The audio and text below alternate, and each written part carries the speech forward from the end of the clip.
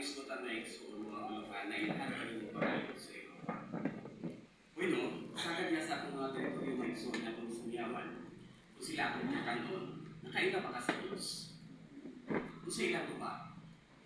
Kasagaran, mayroon sila na ang Ginoo, ang Amahan, na makakagamo sa tanan, o Amahan nga nasa langit, huwag akong maglalala. O tinood na. Pero, ako tanan, naihandog lagi niya ang Diyos. Sa ako lang naihandog din mo ang Diyos. Naihandog din ako ang Diyos. Ikaw na ba ang pagkailangan tunay Diyos? Uy mo, yan ang ating mga igsoon, may atong iskutan ito. O, atong tubago ng importante mga pungkanan, ay kalabutan sa akong tema. At tunay tulong mga igsoon. Una, kung si kahulugan sa pagkaila sa Diyos. Ang ikaduha, sa usang paagi atong mailhan si Jehovah. Ang ikatulo, kung sa mga panalangin na atong mapatunan, kung atong mailhan si Jehovah. Kung sa tayo kinungkanong maigsoon ang pagkaila sa Diyos. Kung yung maigsoon ang bisita, paglingog sa pagkuha sa inyong mga Biblia, sundin ko, samtang atong basahon ang basahon sa Juan Kapitulo 17, sa iyong mga versikulo 3. Juan 17, sa iyong versikulo 3. Kung alam na nagingon, aron ilang mapatunan ang kinabuhing walay katapusan, kinahanglan silang makaila kanimo ang bugtong matulog ng Diyos o sa imong ipadala si Jesu Kristo. Kasi ingon sa Biblia. Ang Biblia, klaro nagingon na kinabuhing walay katapusan o nagkahulugan o kinabuhing walay katapusan. Kunya, matiktik ko ang teksto na ito, pila ka persona ang atong ilingon. Iskutan nga ito na ito ha, ang bugtong matulog ng Diyos o ang iyong ipadala ng isa na iyong ipadala si Jesu Kristo. Bueno, daghan ang nakailang mga igsoon kang Isus. Hari ikan sa may bata hangtod sa mga tigulang. Dali halos sa tibuok kalibutan. Nakailang kang Isus. Pero ang pagkaila sa batuod ng Diyos nga si Jehovah kamo nagpadala niya at dili pa miingana o dili pa yung anak-anakan. Usa kay siya man ang nagpadala kang Isus. So, mas nataw na ako siya nilimon. Dili ba? Sa Biblia, o ang Biblia, klarong masabtan, nga dili lang nagiko ang pagtuong ng Diyos. Nga nagtungtad siya, aron mapatunan ang kinabuhing walay katapusan. Nga naman, kaya sumala sa Santiago Kapitulo 12, versikulo 19, bisan ang mga demonyo, nagtuong nga tunay Diyos. O si Satanas mismo, nasayot na adunay ko Diyos kung nagtuogin siya, na nagtungtad ang Diyos. Nga makainon matalianan.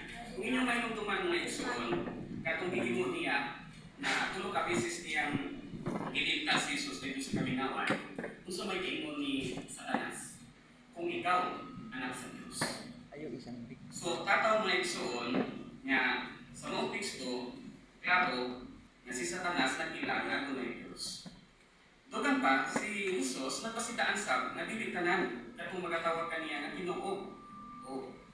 Ginoo, makasulod sa iyong gingharian. Bisan kadto kaning naghimo kuno og mga milagro pinaagi sa iyang ngalan.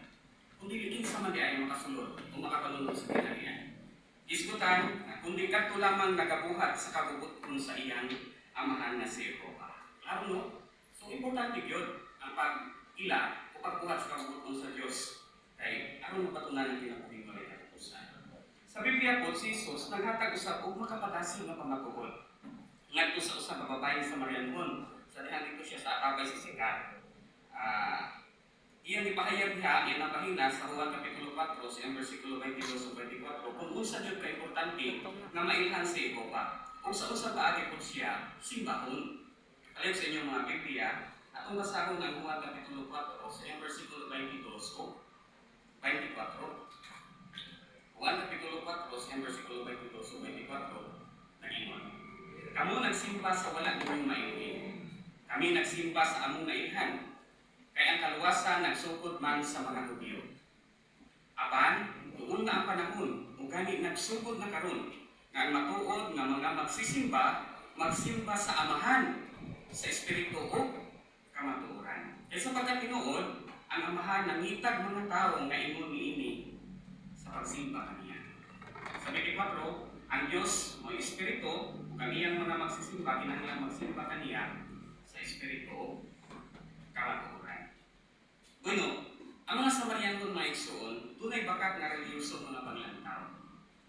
Bisan po ang mga Samarianon wala gyud makaila sa Dios, pero ang mga Hudiyo ipiyalan sila sa kahibalo o ipahibalo pud ni ngadto sa uban. Nganit sa kasulatan, sumala na diya sa Roma Kapitulo 3 sa iyang bersikulo 1 ug 2. So sa mga teksto, posible nga ang matinumanong mga Hudiyo, dili lang sila, no? Bisan kadtong dili mga Hudiyo, kung magmatinumanon, musunod sa pulong sa Dios, makatakamtam sa pag-uyon ni Jehova. Apan unsay gikinahanglan niini kanila? Kaya pwede man di no, dili lang mga Hudiyo man magipiyalan. Bisan kadtong mga Samarianon, no, kita. Pwedeng posible makabaton, kinabuhi mo rin. Pero unsay gikinahanglan? Sumala sa akong gibasa